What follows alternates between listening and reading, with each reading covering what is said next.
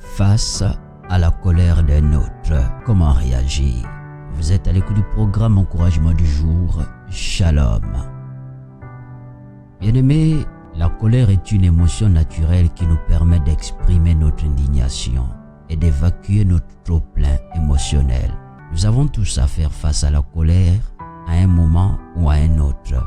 L'idée est d'éviter le côté destructeur de la colère. Les mots, voyez-vous, dépassent la pensée. On souffre, alors on veut que l'autre souffre aussi. Même si c'est involontaire, elle peut mettre en évidence un dysfonctionnement, un problème de communication, un mal-être. Par exemple, si je ne suis pas écouté, l'accumulation de frustrations peut provoquer la colère. La colère, à répétition, peut avoir des effets destructeurs sur notre couple, notre famille, notre identité et même sur notre santé. C'est pourquoi il est important d'avoir des clés qui vont nous aider ou encore nos proches, nos conjoints à retrouver la sérénité. Alors, comment réagir face à la colère d'un proche? La première chose à faire consiste à garder son calme et rester bienveillant. Oui, ce n'est pas naturel et cela nécessite de la maîtrise de soi car il est beaucoup plus facile de répondre de façon agressive lorsque l'on est attaqué verbalement. Proverbe 15:1 dit « Une réponse douce calme la fureur, mais une parole dure excite la colère. » Voyez-vous, vous pouvez par exemple dire « Je suis désolé, je comprends que tu sois contrarié. » Si la personne en colère sent qu'elle est écoutée et comprise, alors elle pourra se calmer plus rapidement. Vous voyez, vous éviterez les éclats de voix, les mots blessants. La colère est comme une alerte, une réaction d'un mal-être existant. Il est important donc de discerner la souffrance derrière la colère et chercher à savoir ce qui a été le déclencheur. Ensuite, ce qu'il faut faire, c'est se taire. Oui, je rajouterai même quand on a raison.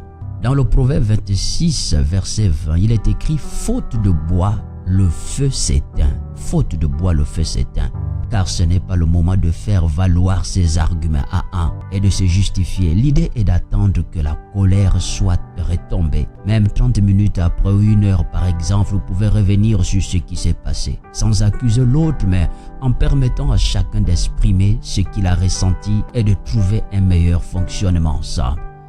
Ensuite, ce qu'il faut faire, c'est se faire respecter.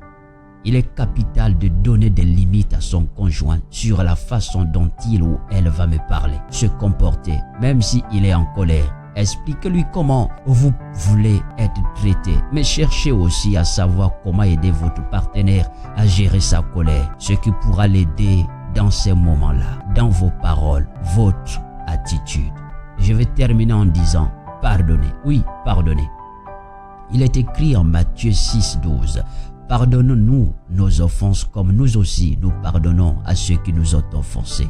Et de même en Éphésiens 4:32, il est écrit « Soyez bons les uns envers les autres, compatissants, vous pardonnant réciproquement, comme Dieu vous a pardonné en Christ. » Frères, sœurs, alors que vous m'écoutez, comprenez qu'il est bien de parler de la personne qui se met en colère. Mais notre attitude peut l'aider à ne pas pécher en restant dans sa colère. Alors faisons le premier pas. Revenons et demandons toujours pardon. Pour conclure, je dirais que nous sommes tous des personnes ayant des manquements. Mais ensemble, avec l'aide de Dieu, nous avons la possibilité de nous aider à devenir meilleurs. C'était le programme Encouragement du jour, partagé par le couple Venga.